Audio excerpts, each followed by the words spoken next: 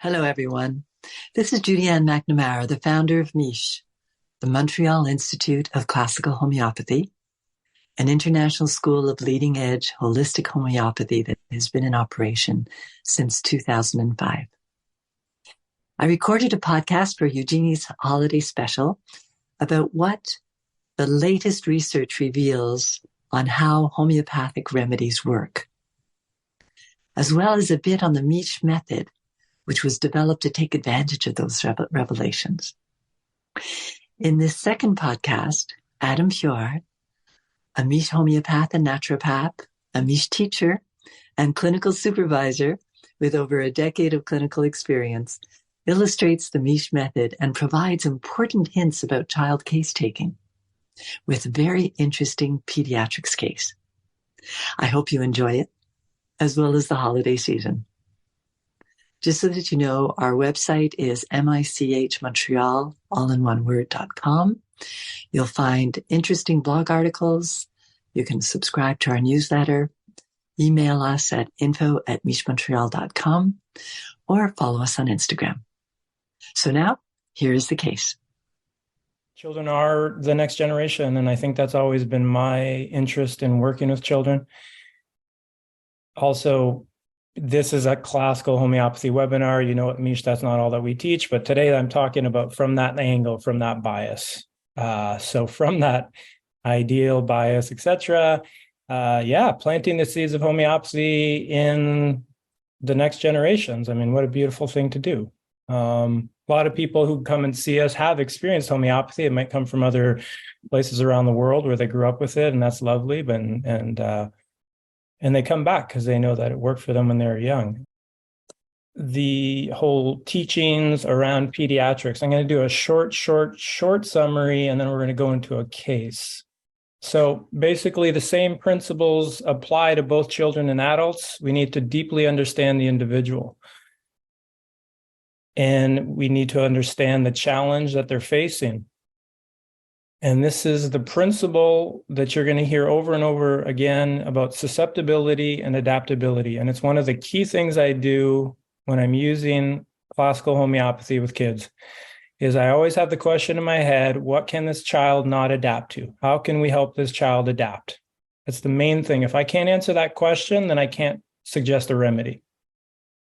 The main things, as you see here, child case taking considerations, obviously there's a lot. And if you're once again new to the program, you're going to learn all about this. Don't worry about it. And if you've already gone through it, a little reminder, you'll see at the very, very top, we have susceptibility. And then I would say 2 to 5, it depends on the case. Every case is different. In some cases, the milestones are really key. In some cases, the disposition is key. Physical constitution might be important. The pregnancy of the mother may or may not be key. Coming back to what Chantel asked, which is when you have young children and you're taking the pregnancy history of the mother, how do you know what's important or what's part of the mother's case, if you will, and what's the child? And as I was saying to Chantel, it's a beautiful question. It's a very advanced question. I will give you an example today in the case that I'm going to show you. The last thing, susceptibility, you're going to see that most easily through any exciting factors. We might also call that etiologies, any cravings, aversions, any fears. We're always going to be observing the child when and where possible, how they move. We know that movement is energy, and homeopathy is energy. It's energy. It's an energetic medicine. So what's energy? Energy is at the dimension of subtle. You can't see it. It's symbolic. It's archetypal. It's what things represent. And so when you want to use classical homeopathy, you're going to be using about things that you can observe.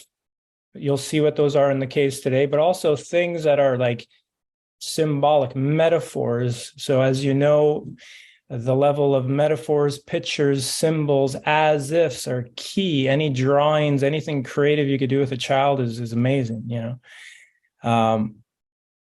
So those are just a quick summary. So I thought what I'd do is I would show you a case, and unfortunately, well, unfortunately. Ideally, it would be a video case. It's not. It's a paper case. Paper cases are definitely a little bit more difficult because we can't see and feel the child's movement. So I'll describe to you a little bit what happened here. It's a 6-year-old child, and then I'll share the notes on my screen. And once again, if you're very new, just try and follow along. When we meet with a child, and here I'm using that term in a very broad sense, right? I mean, is it two, so I'm speaking in this case about a 6-year-old. When I hope to do my webinar series, we're going to sort of divide it into, different groups to make, because there's different ways to case take depending on the age of the child. Anyhow, with a 6-year-old, for those of you who've already gone through the program, from anthroposophy that the child has what we say like individuated. I would say it happens much earlier. I mean, my daughter's sense of ego was very clear at 3. Her sense of identity was really strongly coming in at 3, 4. They're starting, to separate from that energetic connection with primarily mother and show their own flavor, their own susceptibilities, and we see that very young. But basically, when a child is 5 or 6, if you could sit down with them, that'd be fantastic. So as part of the consult, I don't always do that. That's a little bit more advanced, but it depends on the situation. But as much as possible, I'd like to, or when and where possible, sit down with child. I'm not picky. I'm super flexible in my cases. If parents are there, great. I just basically say whatever makes the child happy, so I'm not a dogmatic. You're not going to hear that from me. I really kind of just try and roll with it and trust that whatever happens is what needs to happen. And the dynamic and what they're susceptible to is always there. Some people feel differently, but it doesn't seem to, in my opinion, make too big of a difference. So in this, what I'm going to be showing you is a case where a single remedy was used. Sometimes that's referred to as classical homeopathy, but basically, trying to prescribe a remedy based on the totality of symptoms, but more important, the overall dynamic and the child on as many levels as possible. If you can understand that, then you can choose a single remedy with everything that you've learned or will be learning at Mish. The advantage is that it is in my opinion, I wouldn't say the best, but very powerful way to help the child adapt on all levels. You'll see what I mean, where we see changes physically, mentally, emotionally, and I'd say even energetically. All the other approaches are super valid, and I use all cell salts, complexes, GEMO, it's all super, super valid. And sometimes I start the case like that, sometimes I don't. It just depends. It's just really flexibility. So I really encourage flexibility in approach. And we don't know what the situation needs, which is also like a really holistic and classical approach. If we can do it with a minimum dose and a single dose, then let's go for that. And if not, sometimes the child needs many other things. And so, but today, as I said, we're just really going to be looking at what happens when we try and use a single remedy. So we have action on all levels, and a really good simillimum should cover your forces. For those of you who've already gone through the program, forces is the evaluation, how we evaluate whether or not a case is working or not.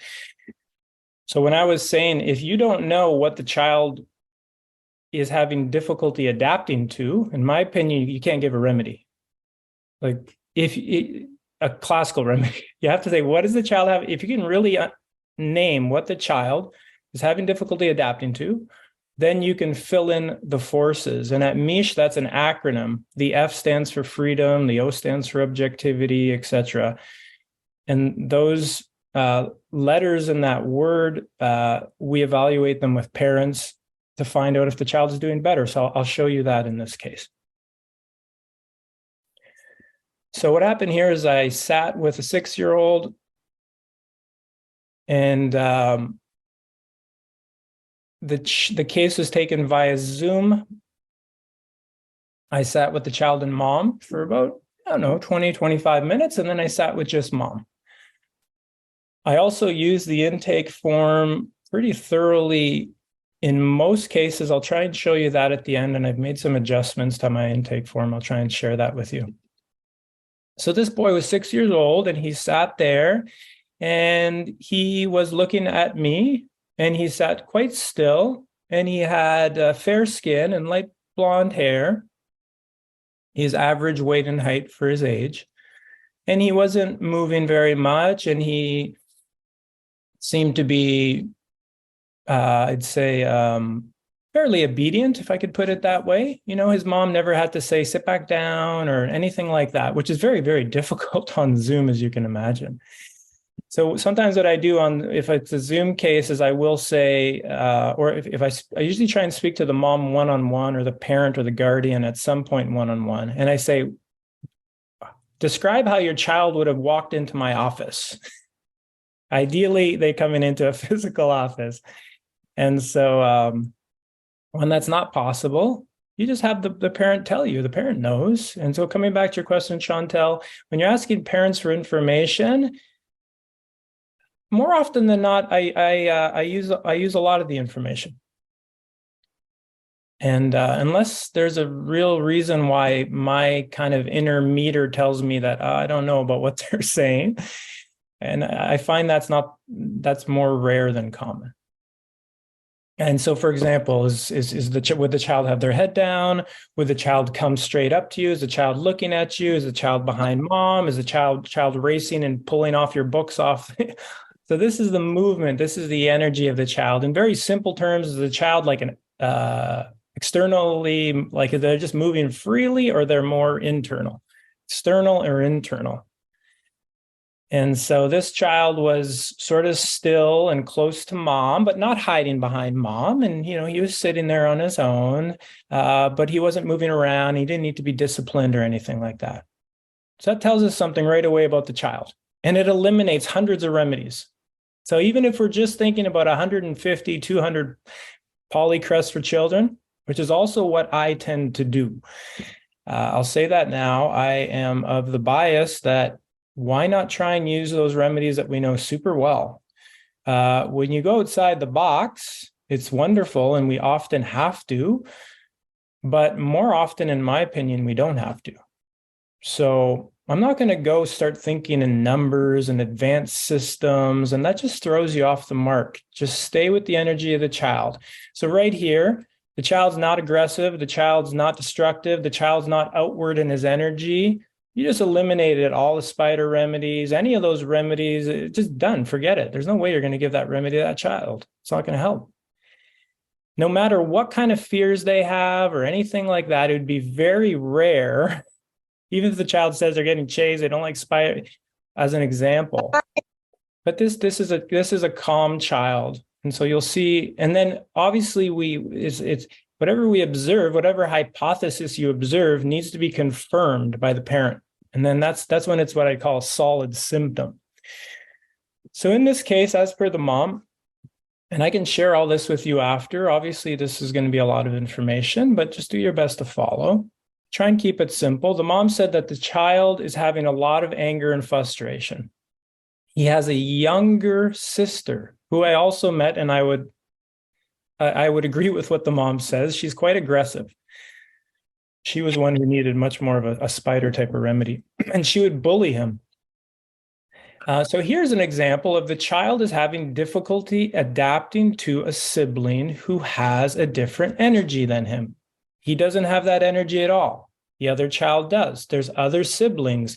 He can't handle it. The other siblings don't like how she's reacting, but they're not stuck. This child is stuck. That's what you need to hear. Oh, the child's stuck. He can't handle this outside energy. Okay, which means he can't adapt to it. What does the remedy have to do? It has to give him different ways to adapt to his sister. We're not, so that's the piece that you need to hear there, right? So it's not about whether his sister's behavior is right, wrong, good, bad, whether they need to do something about that is not what we're talking about. Okay, now, yes, that's important. It might be an ongoing maintaining cause. We like to use, but why? So he's got, I think, 4 or 5 siblings. The other siblings are They just walk away from the younger child when she has her tantrums. This kid can't walk away. He gets really affected. Oh, susceptibility, he can't adapt. He's got two options. When a child has two options, or when anybody has two options, it's going to be a problem. It's going to lead to symptoms. So that's what you need to listen to your case. They only got one or two options there. They can't adapt. Those things mean the same thing. That you can't miss those parts in your case. And his two options is that he gets really, really frustrated. And either he screams and sobs, or you'll see a little later on, he feels really like he's the problem. He has he thinks he's the problem, feels guilty and cries, or he'll internalize his anger and stomp his feet and sometimes get stubborn. But that's it. That's all he can do. And this has been going on for a long time, You start to say, oh, well, that's interesting. What's going on there? How come this child doesn't have any other options? So enforces, that's your F.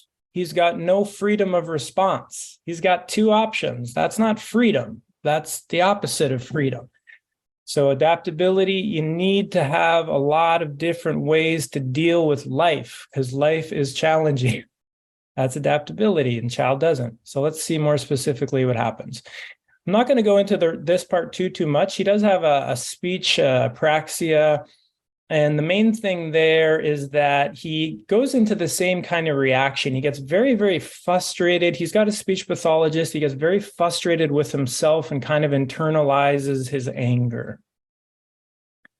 The mother wrote this. These are all the words here are the patient or mother's exact words. She said he bites his nails so bad that they've been reduced by a full third. And in the last 2 months, he's even started chewing his toenails. When I took the case from the health history form and from my own questioning, this is what I summarized as being very important. The mother said remember, he's 6 years old. The mother said from age 2 to 9, he was always chronically ill. He always had a cold. And then he was sort of like weak. He would get sick very easily. They noticed, and this is not a pro or con against vaccination at all. I am extremely, I don't have strong feelings about it. It happened to be in this case. I don't think they're bad. I don't think they're good. They're necessary for many people. I don't, in my practice,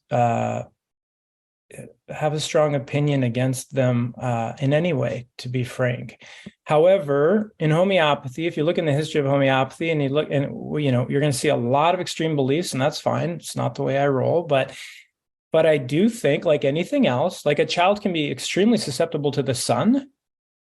A child can be extremely susceptible to vaccine. A child can be susceptible to anything. So it's no different. So in this particular case, it was evident, okay, and I'm naming that because it can lead to a lot of polarized thinking. So just FYI, try and stay away from that. In my own practice, maybe consider doing the same. In this case, it was important. The parents recognized that after his first 3 vaccines, this particular child had a very, very strong reaction to all of them. And he had very bad eczema, extreme swelling in the legs, and it was very evident. And now they have other children. The other children didn't respond poorly to vaccines. And why? Because they didn't have that type of susceptibility, in my opinion. This child did. Because he did, it's important. Now, I don't make the correlation the vaccines are good or bad. I just say the child is susceptible to vaccines. And then you got to understand it dynamically within the whole case. Remember, we already said he's susceptible to his younger sister's energy. He's susceptible to vaccines. He gets sick often, and he changed the temperature. Wait a minute. What's common between all those 3 things is what you should be asking yourself. Okay, so that's homeopathy. What's common? What's the child's state? What's his dynamic? How come he's so susceptible to those 3 things? Okay, so that's how you can encourage you to think that way. You'll see he tends towards being nervous and anxious. So when I start taking the case, you ask about his susceptibility. What I recommend is you just get to know the child. Just have fun. Kids are amazing. They're so much fun. So feel their energy, watch closely. Generally, what I do is I just, I'm not even that concerned to get a lot of information off the top. I just want to watch a child. I want to see where they go. This child didn't really, in my opinion, go very any place very interesting, And this is obviously not, this is a summary of the case, but just to give you a sense of how it kind of played out. I was like, oh, hey, tell me about you. It's so nice to meet you. What do you love? I want to know what you love. He's 6 years old. So how old is this child and how are you going to connect with them? A 9-year-old, I might not take that approach, but a 6-year-old, I want to get him excited, if I can. I want to get him excited. Oh, it's so great to meet you. And you're with your mom. That's so cool. Whoa. And this is so nice. And tell me about you. I want to know all about you and mom's going to help. You just make a game out of it, get in the mind of a child. And then, oh yeah, okay, cool. This sounds like fun. And he's all in. So he talked to me about 15 minutes about playtime with his sisters and games and favorite books and drinks and foods. And then I asked about his appetite. And this is where you can get just a general energy of the child. Sometimes some things are really peculiar, sometimes they're not. So you just got to be patient. The mom says something here that, in my opinion, was really important. I said, Mom, how about you tell me about your child? Well, what's so special about this child? And she said, he's super detailed. This child is extremely precise with everything. He always takes his time. He really likes number stuff, math. He loves math and numbers, but he has a hard time with letters. And he's seen a speech therapist. And now I go a step deeper and I want to see, I'm just feeling into how does this child respond to the world around him? Okay, because I'm just thinking about how does he adapt? So in new environments, how is he in a new environment? What happens when he goes to the grocery store? What happens when he goes to school? What happens if he's got to go to a doctor's office? And the mom says, nowadays he says hi to kids, but with adults, he always waits. And he used to be very shy and reserved when he was younger. So this tells us something again about the child. So you're observing this in the child, he's sitting there. He's like, I kind of use that word obedient, if you will. The mom says, he's got a tendency to be shy and reserved. Here's where you can ask for examples. The more examples you have, the stronger your symptom is. Okay. So there's a lot of examples in this case that the child is shy, reserved. He can get a little bit anxious and anticipate when things are coming, get a little bit nervous if there's something the next day. And if there's a new environment, it takes a little bit to warm up. He's not painfully shy, but he's a little unsure of himself. Okay. He's not going to go into the room and just start doing things. He's got to warm up. So once again, you just eliminated a ton of remedies. You can't give the child a restless remedy, a hyperactive remedy. It's not going to work. No matter what other symptoms are there, it's not who the child is. So I say, tell me about him as a baby. How is he different than your other children? And the mom said he was a relaxed and easy baby. He loved to be cuddled, loved being held. But she said he would always get hot easily. And whenever he'd get hot, like in the summer or something like that, his energy would get zapped. And then he would be really fussy at that time. She said he was born with good health. His vitals were all good. He nursed well, but then they realized that he had a tongue tie and that they had to add some formula. So I asked about his energy getting zapped. And I said, does that still happen? Now, you could have asked any question you wanted at that time. The reason why I went there is because homeopathy is about energy. It's vitality, the vital force. I want to know what zaps this kid's energy. And remember, as a child, he was sickly. He got sick all the time. So now I see, those two things go together. Child's getting sick all the time. He's got a weak constitution, frequent colds, etc. And now he gets easily loses his energy. Perfect. So I want to know, does he, and the word, energy getting zapped, I just thought it was the most interesting thing that she said. And I asked for an example. Always ask for examples. Okay. And if they can't give you a good example, then ignore it. But here she said, oh, yeah, for sure. Like, if we go on a hike, anytime he overexerts himself, if it's summer, he gets too hot, he gets tired easily. His stamina is low. He gets tired quickly. And he can also get nightmares if it's too hot.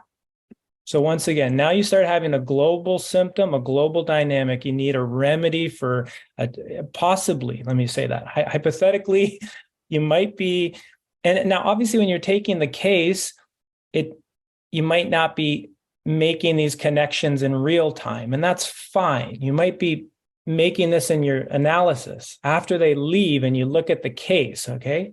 Now I'm showing you the things that came together. They didn't all come together for me in the moment.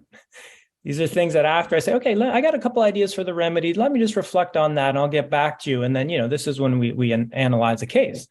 I'm just making these connections for you now in real time.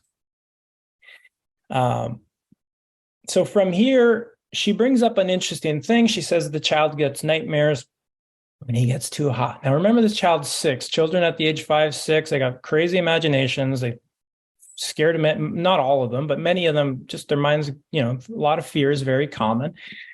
But I did see it as an opportunity to shift levels. Now, for the newer students, the map you're going to be learning is a map of different levels and different dimensions. And so here, for the students who've been here for a while, here clearly we can drop down possibly into the delusion level. And that's where you want to go at some point in your case. So I said, why not? Let's do that. You just wait. And then there's the opportunity. So you change levels, ask about fears and dreams. So here I asked the boy, oh, can you tell me about what you dream about? As you know, through your training, there's a million ways to ask this question. You could ask what they wouldn't want to dream about, what they do dream about, what they would most love to dream about, what they would, etc. In this case, I don't remember exactly what I said, but basically, tell me about what you dream about and do you have nightmares type of thing. And this is a summary of what the boy said, but these are his exact words. He talked about wolves and then a wolf, and then me and my mom are in the woods and this wolf comes and then I cry for mom. And then in the dream, I run away. I said, okay, and you have any other dreams or fears? And he said, T-Rex, there's a T-Rex and he takes me out of the house.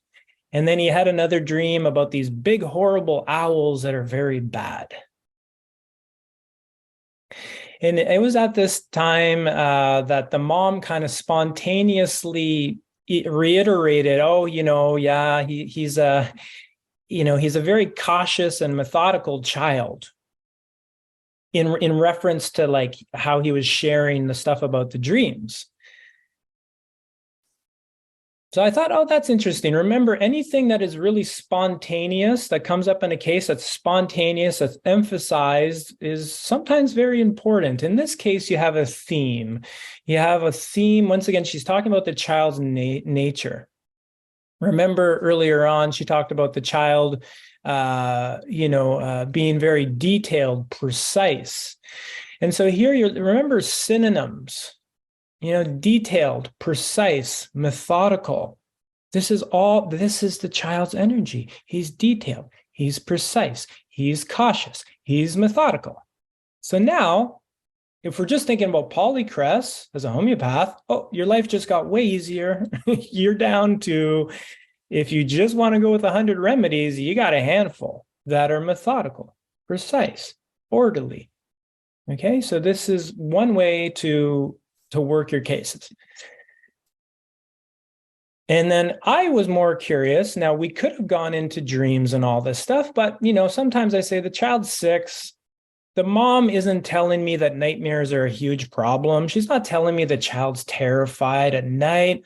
So we could go into dreams, and most of you, I think, would, and at times I would have, but you don't always have to go into dreams and sensation.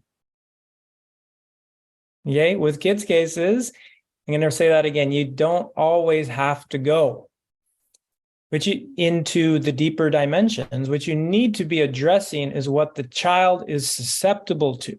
The mom isn't saying my child is terrified. He's scared of everything. I can't leave his room at night. It takes me an hour to put him to bed. And then he cries. And if it was that kind of child, I would have spent as much time as possible at the delusion level. Okay. But in this case, the child has some dreams about some bad owls. And like, yeah, okay. I have some really weird dreams too. So you have to have it in the context of the case. And remember, the child's 6. So I didn't even go there. I wanted to know more about what happens with your sister and to see if he could like tell me anything about what's happening inside of him so I could feel his energy, because that's really what he was so affected by. The boy says, sometimes it's just too much for me. She calls me mean stuff and it really hurts. And at that time, I like cry and I scream. And I tried to ask him a little bit more about that. And what does that feel like in your body? And that's pretty tough stuff for a 6-year-old to answer. This child couldn't really answer that. Some kids can. So I asked the mom, I said, what else does she notice at that times? And when, in other words, imagine you're in that situation and paint a picture for me. Describe to me what he does, And the mom says, well, he could also get very angry and stomp and say no to her, but mainly he internalizes that. I asked a couple other questions about that, but that was kind of the most important thing. I wanted to ask about the biting of nails. The mom said it's pretty much every day. It started when he was 3 or 4 years old, and it mainly started with his sister bullying him. So here you go. That's once again, what can the child not adapt to is his sister's bullying energy. And now this is really key, because when a child can adapt to something, and then they start having a particular behavior, sometimes that's a really key symptom. And so what I would say is, where else does a child bite his nails? Give me specific examples. And so that would have been my next question, because I want to ground myself, is how important is that symptom? How important is that expression? And where is that coming from? What's the principal emotion that child has when they're biting their nails? Is that out of boredom? Is that out of nervousness? When else is it happening? Where is that coming from? So, is it fear? Is it anger? Where's that coming from? And in this case, what came up was the other examples was the child would tend to bite, when he was unsure of himself, basically. And he wasn't sure about himself. So when something angered him, like his sister, but he didn't know what to do about it, but also in public sometimes when he'd get kind of stressed and a little bit nervous about things that were new, he'd start really biting his nails. Now, obviously, it's become a very bad habit, but now I've never heard this in a case, and it's not, it's going to be something that it's a very strong keynote, possibly, is how I would think about that. So if it's a strong keynote or a strong symptom, you need to qualify it. It needs to be grounded in something. And ideally, it needs to be global. So here it's grounded that it's you have the qualities of how intense it is. It comes up with nervousness and anticipation. And it comes up with emotional stuff when he can't deal with his sister being aggressive to him.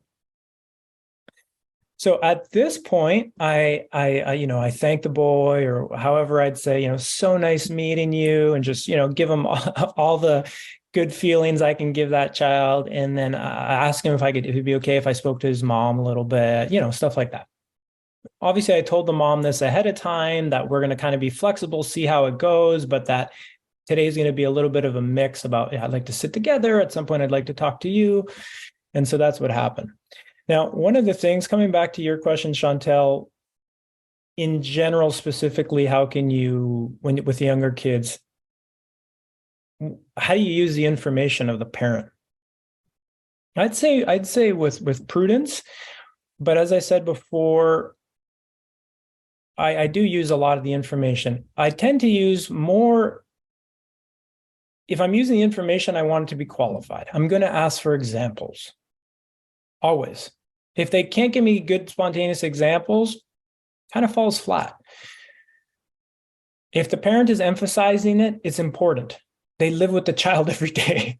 If the parent says it's important, it's important. You got to understand, why is it important? Why are they bringing that up? Now, yes, occasionally the parent has their own susceptibility that you can hear, and that something in them is a little bit out of balance. But parenting's hard. So don't worry about that. Don't worry about trying to take the parent's case. You can do that separately, but here we're talking about the child. So that's what I'd focus on. Just stay with the child's energy, get them to tell you more and more and more. And the stronger it becomes a pattern, then it's an important symptom. So here, I didn't feel that I could go over Zoom to the metaphorical level with child. So I went there with mom. Now, I also worked with mom, and I had a sense that mom is able to go inside. She's able to give images, and she really is energetically in touch with her children. And I'd say most parents very much are. And so we're going to use that. So you'll see what I did here is I asked the mom, I said, let's sink into your child, but energetically, dynamically, like inside, And what I always tell patients and parents there is to, the more abstract, the more that it's, kind of, it doesn't need to make sense, that I want them to give me images and pictures. And so what I sometimes say is like, energetically, imagine you're your child, or imagine your child, enter your child's energy, go into their energy. You could speak for your child, and or if you imagine being with that child, how is that child different than your other children? Well, and so parents usually are really wonderful at answering that. And here's what she said. Oh, he's, so she felt into that, and she said he's joyful, he's calm, he's peaceful. He wants to make others laugh. He likes to be in connection with friends. He's very compassionate, very caring. He likes to be nurturing to his siblings, and he likes to take care of things. And he also likes to grow plants too, is basically what she said. So what a beautiful thing to say about your child, right? Now, what I think is that's absolutely wonderful, but there's nothing out of balance in that. So that's great. It doesn't tell me anything that is different than what I kind of perceived and what I heard. And I could see all of that. And that's great. And that's where we want the child to be. We want him to be there as much as possible, just in that energy. But that's not the remedy. It once again tells you that he doesn't need a destructive energy. Remedies, remedy is destructive, whatever, or terrified, doesn't need a terrified remedy or an angry remedy, but that's beautiful. And so I'm not going to spend a lot of time there, because I say that's lovely. And I kind of want to go more to where the child is having difficulty adapting, right? Because you got to give them, if you want to give a remedy, and that's what this webinar is about, I'm not going to spend time there. So I didn't spend time there. I said, what does the remedy have to do? Like, in other words, if we give your child a remedy, what could it help him with? What would make the biggest change for him? And that's kind of a more general way of asking, what does the remedy need? You could say, what does the remedy need to help your child adapt to? Because that's all I'm thinking that anyway. So I just want the parent to be thinking about that too. Because that is homeopathy. What can they not adapt to? That's, okay. So growing plants, beautiful. He doesn't need to adapt to growing plants. He's already doing that. That's great. Being caring, nurturing, compassionate, great. He's got that. But I needed to hear more about the other stuff. And she gave me a great answer. She said, well, the problem is that he just gets so angry. He breaks down. He sobs. He's got these hot, hot tears. He gets all red in the face. And it's as if he's sad and hurt, and he immediately absorbs what others say. And that was really, really key. So she was I said, feel into that energy. Imagine you're your son. And she said, it's as if he absorbs what other people say. And she said, actually, it can happen with anybody. It can also happen with his dad and his friend. Bingo. Global. So newer students, you want to take your cases to the global level to give a classical remedy. You don't have to. You can go on superficial keynotes. But the Misch method, when we want to try and give a remedy at the deepest level possible, it needs to be global. Global means that the child has the same reaction in different situations that are not related. Okay, so the dad obviously is not having a tantrum and being aggressive with his son. The dad is saying, hey, can you put down that book and, help me get and the child will, So, or with his friend says, no, I want to do it my way. And the child goes into the same state. And that's the state that the remedy has to address. So now we need to fill in the state, because all we're really getting is some emotional stuff. But she said a very important word, in my opinion, because it's dynamic and it's a word of movement. He immediately, and this shows that he has, it's like a reflex. Okay, so no freedom of response, zero freedom of response. He immediately absorbs things. Absorbing is that things get taken in. He takes in, he absorbs. Okay, so that's your dynamic there. He takes in what other people say. And I said, okay, just stay there. Tap into your son's energy. Imagine you're him. Imagine you're him, but very importantly, right in that moment. Right in that moment where his dad or his friend or his sister is doing their thing. And just imagine you're him. Just talk about whatever comes up spontaneously, but try and give me an image. And here's what the mom says. Okay, she says, mom says, I imagining in a field of wheat, and that somebody is slashing the wheat down. The inner feeling is that it's as if I'm cut down, or that he's cut down. It's as if I'm cut down. It's as if I'm hurt. I got a blow. I got a shock to my system. And any mean words from anybody around me can do this. Now, it takes a lot of, training for those of you who are a little bit earlier in the program, to kind of know what to do with that kind of information. But this is the level of image, and what a beautiful image, And so this is the metaphorical level, the energetic level. So and this is coming back to your question, Chantel. So often what I do is, or if I have a child who can't speak for themselves for any number of reasons, autism spectrum, just being too young, whatever it is, I have the mother narrate in the first person. I said, imagine you're your child, right in that, go right into his energy, right in that moment and it's as if what? And it's so beautiful what's shared. And so once again, she says, it's as if someone's slashing, like imagine you're in this, your wheat, you're a wheat stock, and you're getting slashed down, you're getting hurt. So here we have the dynamic. Things outside me come into me. I absorb them. They shock me. They hurt me. They cut me down. And then he's left with the feeling, and this is more the mental emotional level. This is the metaphorical delusion level, dynamic level. This is the mental emotional level. What he does, how he internalizes it. He thinks, what did I do? Feels it's his fault. He did something wrong, feels sad, feels guilty. And that he feels hurt and frustrated, and he walks away, and sometimes he pouts and sometimes he cries, but he can't kind of do much more than that. Okay, so this is the case. So now I say, wonderful, or time's up. Now, there's many things that can be done right now. You take for students who are earlier on, and even if you're not earlier on, and I often do this, I might want to see the child again. You absolutely don't get rid of the ideal that you're going to come to this kind of a remedy after one consult. Okay, that's not, just let that go. Okay, it's not, it doesn't need to be that way.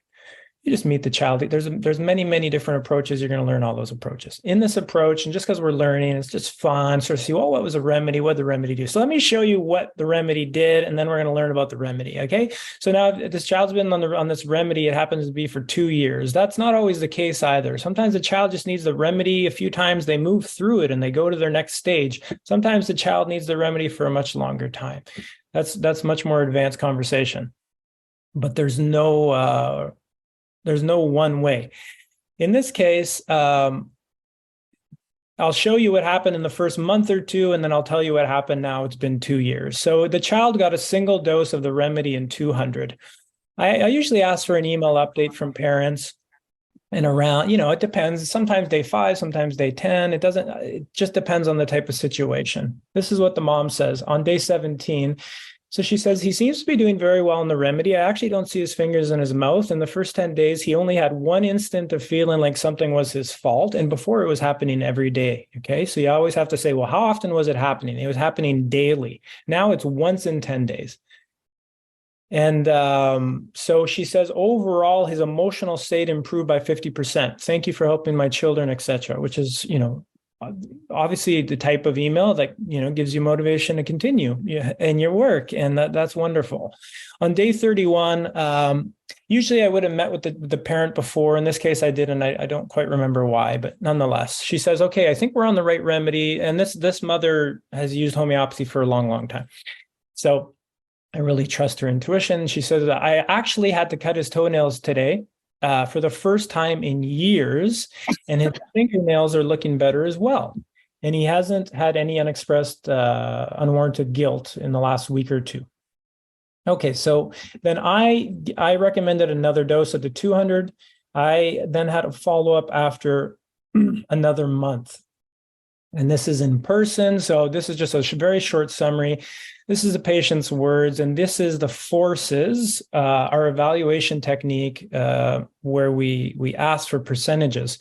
So the theme of guilt and emotion, 75% better. Fingernails growing, he's not chewing them nearly as much, 80% better. Vitality, remember, homeopathy is an energetic medicine, about energy. He was able to play in the heat because now this was the middle of summer. He's getting way less tired. He seems much less sensitive to heat, 50% better. Speech. He is, she said, trying to enunciate faster than before, but he's still getting frustrated, and she would say that there's no change.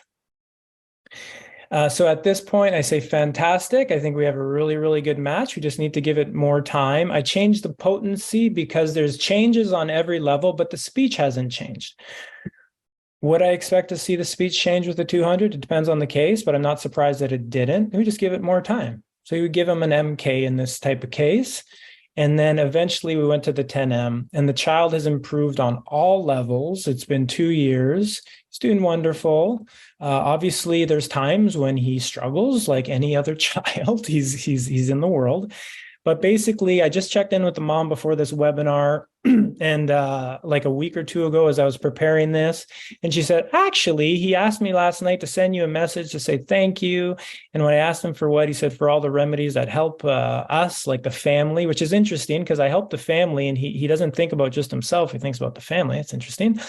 And the mom had just given him the remedy 2 days ago. But basically, they said he's doing really, really well. The way that, if they're not sure, they're going to email me, but usually they need to know he needs a redose if he's in a major transition and if he starts biting his nails again, because he completely stopped. And his speech improved and etc. Obviously, he's getting speech therapy, which is wonderful. And the homeopathy improved his emotional frustration state. If you're getting that stuck and emotional and frustrated, how are you going to be calm, relaxed, and learn? So this is how it works, in conjunction with other therapies. The child's whole inner state relaxes, they can learn. Okay, so either, we homeopathy can't do it all, but it's a beautiful, complement to many other approaches from that perspective. Because the speech therapy is not going to address his frustration and his shutting down. The homeopathy is. So now he's relaxed, he's open, he's not feeling like I did something wrong, and he can learn. So it's not about the remedy at all. I'm obviously going to tell you the remedy. It's fun, whatever. We'll learn a little bit. But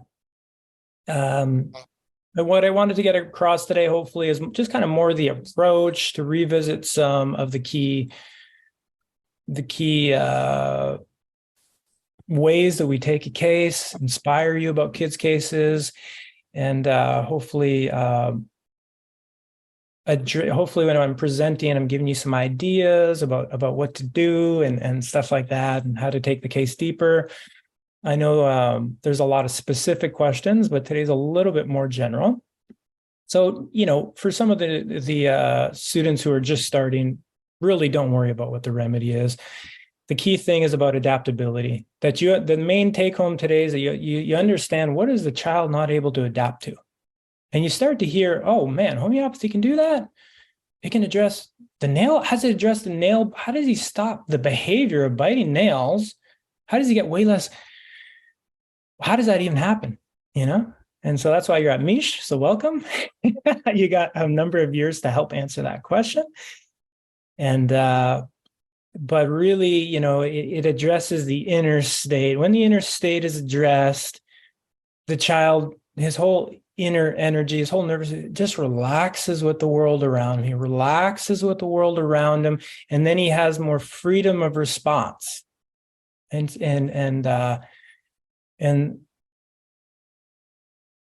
it's really a beautiful thing. And so when and where possible, when we can approach cases in this way, this is a very good approach.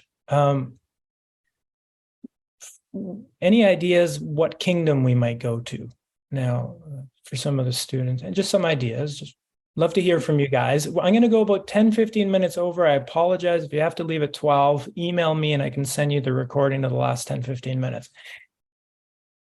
There's no right or wrong answer. Where would you go? What comes up to your mind? Maybe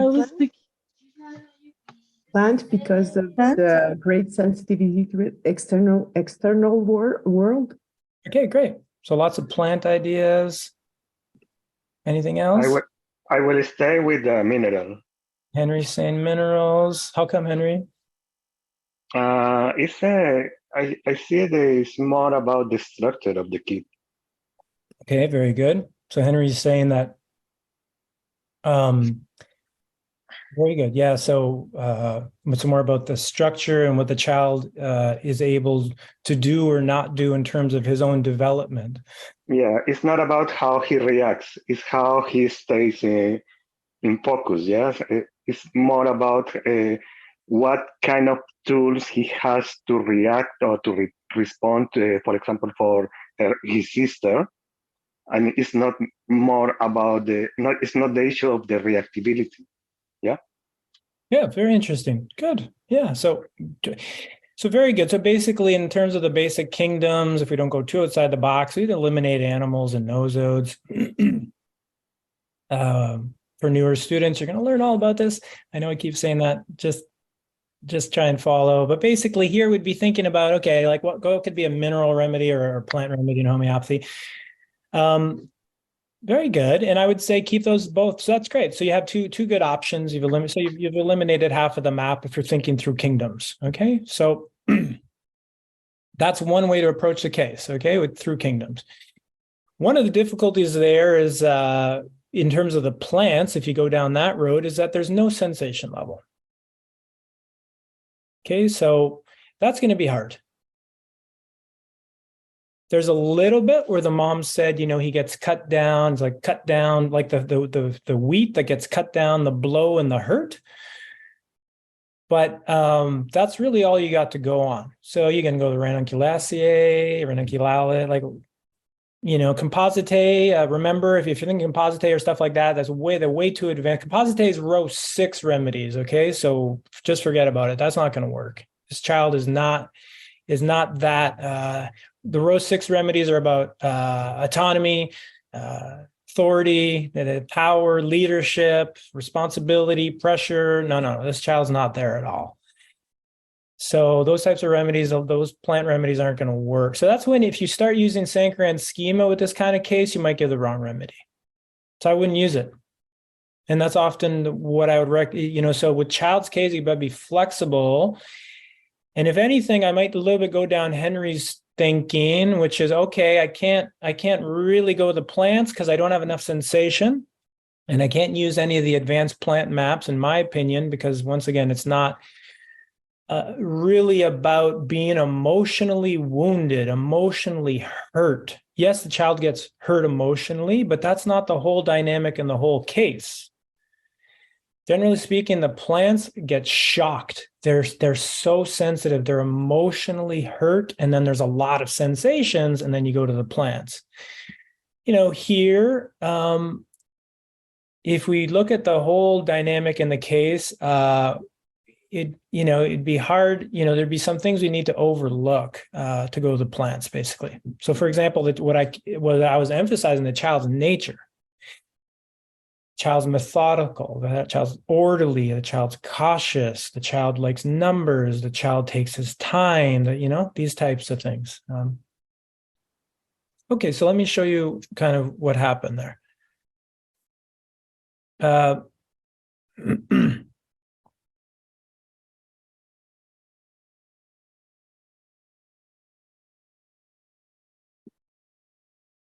Just 1 second.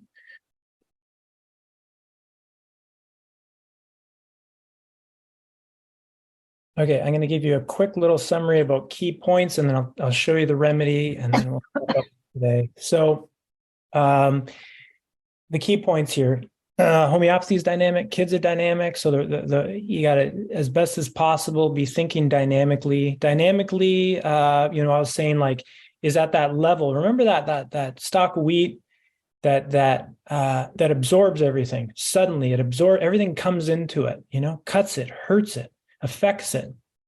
Now, obviously we think plant, okay?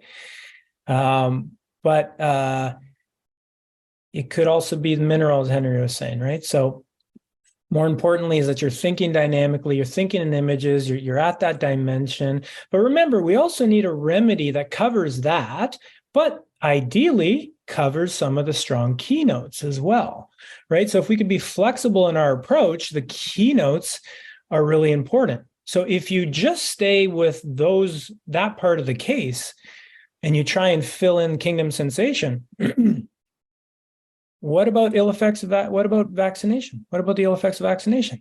What about getting sick all the time as a child? What about being cautious and being, what about the nail biting?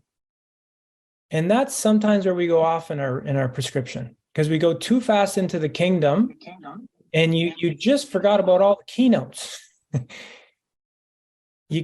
So if you're going to go to a plant, you need a plant ideally that covers those things. And that's going to, so the other way to think is, what's a remedy for a child that covers those strong keynotes, addresses his as nature, methodical, cautious, timid, anxious, careful, and addresses that absorbing, everything absorbs. So what happens? So now if you what happens with the sister? And mean words, absorb them. What happens with the vaccine? Absorb them. What happens with getting sick all the time? The environment. So he's weak. It's a weak constitution. He can't stand up firm. Right? He gets cut down easy. He's not firm. And so that's the hint for the mineral kingdom. So with these types of cases, kids' cases, I rely heavily on keynotes. And Sarah, you had that question, and that's what I mean. By keynotes, I mean strong symptoms. And this is what we talked about today, always thinking about the child. What are they susceptible to? What's the child's energy like? The etiology and the circumstances, very important, but it's not a cause and effect, as we know, because it's not a dualistic approach, but it is still very important. And since it's information, we can use it at that level, knowing that it's part of a bigger dynamic. So for example, the child, so if you wanted to repertorize a couple things, this is a case where I'd repertorize vaccination, ill effects from vaccinations. And then try and see what in those remedies covers the rest of the case. And in a child's case, those are going to be your polycrests. And if you could start there, why not start there? Why would you go into the plants and get lost in the thousands of plant remedies? Or you say, oh, it sounds like pulsatilla, or it sounds like staph sac, or, because it covers maybe the hurts part. But they're not methodical. They're not cautious. They don't have ill effects from vaccine. It doesn't cover any of the rest of the case. So ideally, totality of symptoms is going to be your best way forward with classical homeopathy. So here, the strong keynotes were really key. And that's what I did. I opened my repertory with the larger case in mind, What are the big remedies for children that bite nails? What are the big remedies for the ill effects of vaccines? And very importantly, what are the remedies for children that have low stamina?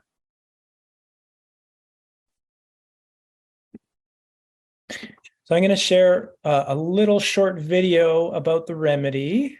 And this is about the first aid use of the remedy. It's like 30 seconds. And it's from a wonderful teacher, Misha Norland. And he's got a lot of these really cool little videos, and he just talks about the energy of the remedy. You can find them online very easily. And here he's talking about just Cilicia. And mainly he's talking about them in first aid. But remember, anything in first aid tells us something deeply profound about the remedy. So let's see what he has to say about the remedy that the child got, which was Cilicia. And then I'll tell you how it relates to the rest of the case.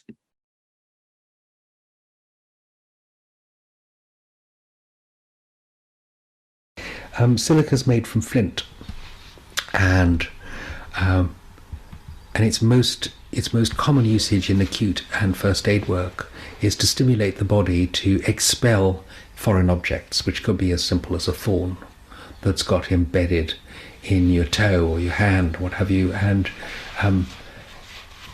it's been there for a few days, and it's slowly but not actively festering. And the remedy just helps that festering process to speed up, and out will pop the thorn in a pocket of pus, and that'll be the end of the story. It'll heal over. I mean, that's an effective response to that situation, and the silica individual doesn't have the power to do that. So expulsive power is lacking. That's its most common first aid usage. A beautiful minute on the remedy. So now it's made from flint. Sorry about that. And so now, thinking in homeopathic terms, and those of you who've imagine if you were listening to Misha Norland speak, what's the dynamic in what he said? What are the words of motion? Expelling. Outward. Doesn't have expulsion power. So this, right? Expel. Outward. He can't get it out. What's the opposite of that? It goes in. Absorb. Absorbs fast. It goes in, doesn't go out. It's all stuck. That's what happens. So Cilicia is it's one of the ways you can understand the remedy dynamically. And obviously I've seen this remedy over and over, and it's always helpful to see a case example. And here, as I said, so the low stamina, things easily coming in, is part of the whole dynamic state of the child. And so we learn a little bit about the remedy now in terms of when we use it in more chronic situations. As was said there, silica or cilicia is flint or crystal. It's one of the main components of glass. And this is from Rajan Sankaran, who says it shows its quality of maintaining a specific shape, of being inflexible. So breaking, but not bending. And it wants to stand hard and keep its shape at any cost. So if you imagine, there's no flexibility there, and it's as so in the source of the remedy. So we have this inward outward dynamic and not being able to stand firm and everything gets absorbed. Okay. And so this is what we see is one way to understand the remedy as a whole. So in this case, what was really important was the mineral qualities of organization, order, even, being fastidious at times that are very prominent in this remedy. This has to do with a little bit more what Henry was saying, that being a mineral remedy, it's about their structure. And in Cilicia, it's row 3, it happens to be about their identity. And what we know in terms, and this is from Kent, a famous quote from the homeopath Kent, who said that the patient lacks stamina. And this is fascinating. And this is in our Mish Materia Medica. And you'll see here him talking about the stalk of a grain in a field. And we have the themes of firmness and stamina versus not having firmness, not having stamina, which are key things in this case. So Cilicia, they lack firmness, they lack stamina, they lack that emotional or physical grit. They're sensitive to everything. They can have frequent and recurrent infections. You can think of the cell salts that can be very supportive to children if you see that. The ill effects of vaccination, Cilicia is one of the huge remedies for that, of course. Particularly in kids, we see that they, on the one side, can be affectionate and refined, but also easily drained physically. That lack of stamina is key. They could be well-behaved, but also they could lack assertiveness. They could be spineless at times, timid, biting nails constantly, but especially when they're nervous, careful, cautious. This is the Cilicia child. When they're out of balance, they can lack confidence and be timid and yielding. But at the same time, they could also be the opposite. They could be obstinate and indignant, etc. And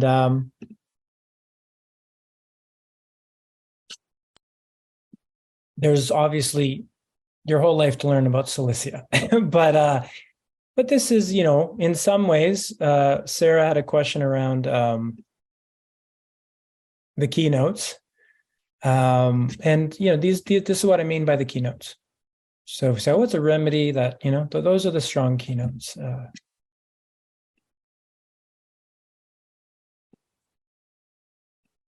Did you want me to ask my question now, Adam, or?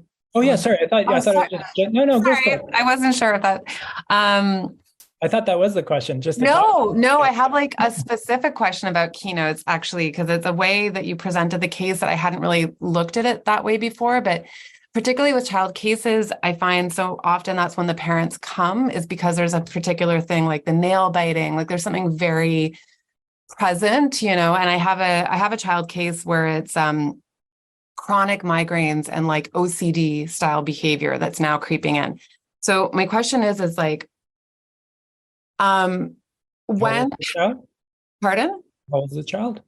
Around 10. But the OCD behavior, first it was the chronic migraines, and then the OCD behavior has been kind of creeping in now. It wasn't necessarily prominent before. So if I'm understanding it correctly, it's all about the lack of adaptation, right? So that the keynotes can be that demonstration of almost how the child is not adapting. Maybe it can be a compensation. So my question is, can you so if the keynotes, let's say in my particular case where it would be the OCD behavior, would the question be beneficial to be when to better understand the depth of the case is when the child is exhibiting X behavior, what's happening? When does that come on? Because that's going to start to give more window into their susceptibility, what the potential, and then broaden out the case. I'm wondering, it's almost an order of doing things, which I wouldn't have necessarily done before, where I'm realizing the keynote can be such a big window as to what the susceptibility is, what the triggers can be for that child. Beautiful. I couldn't have said it better myself. Yes, for sure. The keynote is on the fact level. Remember in Sankaran's system, if we use that as our just general map, name, fact, feeling, delusion, sensation, source, energy, right? OCD, what level is that on? Name. How important is it? Just like anxiety, OCD, or whatever. It's just a name. So do we want it to go away? Yes. Do we want to see the child adapt better to it? Of course. So of course it's important. But without a broader understanding of it, you can't do anything with it, homeopathically speaking. So yes, for sure, whether it's nail biting, what is that? It's a name. It's a symptom. I used it. It was central. Cilicia is in the list for kids remedy, a huge one. But that's not without the deeper understanding, well, why wouldn't I have just chosen one of the other 20 ones? So it's sort of like the migraines, or it might be important, for example, to repertorize or to look up, get a complete symptom, of course. But especially what would help you really know is what was going on in that child's life when that started. When does the child get the migraines? And I'd be more interested in what is the child having difficulty adapting to at that period, or when the child gets the migraines, than the migraines, but also not overlooking this, the information of the migraine. Yeah, because I think also it seems to be that this particular child does a lot of tapping, and the parents start to notice, they go, oh, it's there's like a certain thing that he does, but it's not consistent. So the thing that's interesting is what's happening in that day. What was the environment for him that day that required him to go into that name action, which is just, I agree, it's just a name, but what was like the terrain that would have required himself to feel like he's got to do that? Very good. And I'll just add one other thing, because it's still very easy from what we just said to think in terms of cause and effect. So I'm just going to add in one other thing. You have the symptom, like let's say OCD, migraine. You have what was going on in the child's life, or what etc. But if you stop there, you're in cause and effect. That's not homeopathy. Or let me rephrase that. What we encourage at Mish is to understand things in a more holistic way. And when you understand the bigger container, you can absolutely use that information. You can use all the data. You can think in those polarities. However, the one thing to add is, who's the child? Who's the child? What is their energy? It gives you the framework to think holistically. And ultimately, that's what you need to include that. Because if you're just on those two top levels, it can be a little bit superficial. You can get confused. You know what I mean? So always in the context of, let me put it another way. Parents come, they got a problem. Child's got a problem, or else they're not coming. Generally. That's great. If you just focus on the problems and when they started, you have a one-sided case. So like in my case, for example, I want to know about the child. What does the child love? What is his energy like when he's happy? How is he with other people? That has nothing to do with nail biting. That has nothing to do with his anger, or, so it's that level. So that's, I would say, if we just break it into 3 levels, there's going to be the problem. They're going to have a problem. There's going to be a name. It's going to be on the name fact level. You can easily get to the emotional level. You can easily get to the etiology level, circumstances level. And it's super important, obviously, a lot of strong keynotes there. But that has to be within the context of, who's this child without those problems? And so that's sometimes what we forget to do. We just get so into the information and we got to fix the problem. But at some point when cases, whether it's children or adults, I just say, forget about your problems. I don't want to hear about them no more. Tell me about you. Tell me about you, or tell me about your child. And then you have a complete picture. Yeah, so that's the only other thing to add. Any other questions? Maybe a few more questions, and then we'll wrap up. Adam, when you were showing us your the keynotes, and you had children, and then you had that's the child, were you using a specific repertory or something, like Farouk or something like that? Yeah, that's Farouk Mass. That is a common. Yeah, I mean, so a couple things. In terms of, so that I do use the Farouk Master children's book a lot. It's a wonderful book, because you can look up those types of themes, what are the cautious, careful children? What are those children? There's obviously other books and other teachers who teach like that. That's one of them. Yeah, it's a good one.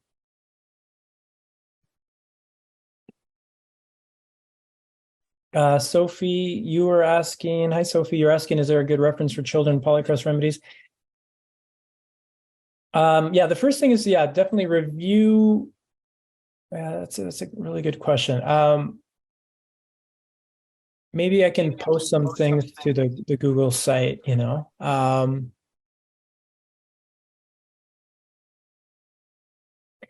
But I mean, the way that I think about it is, you know,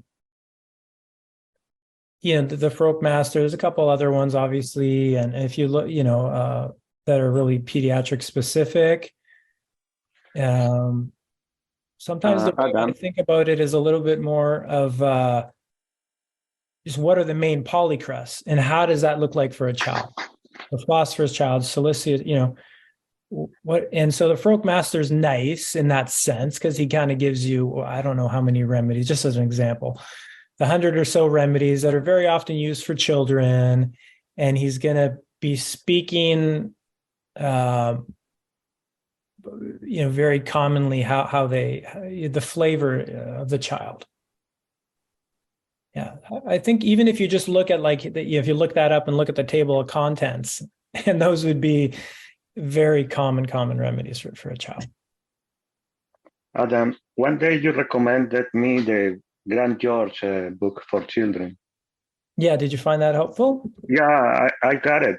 The only thing is it stays only in the physical level. So yeah, the Grand George. I mean, you know, absolutely phenomenal pediatrician, French pediatrician, and homeopath. Obviously, in France, he's a French homeopath pediatrician. But you know, it's yes, you know, that's what I find. There's not, you got to use a number of different sources. yeah. He also brings in the soul level. In this case, maybe I'll mention that a little bit.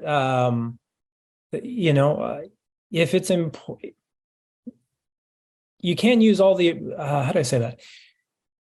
Well, I guess I'll go back to what I said before. I tend to nowadays just kind of roll with the case. And is the soul, is that important in this case? Is the striving, is that, in this case, it didn't seem like what was presenting itself.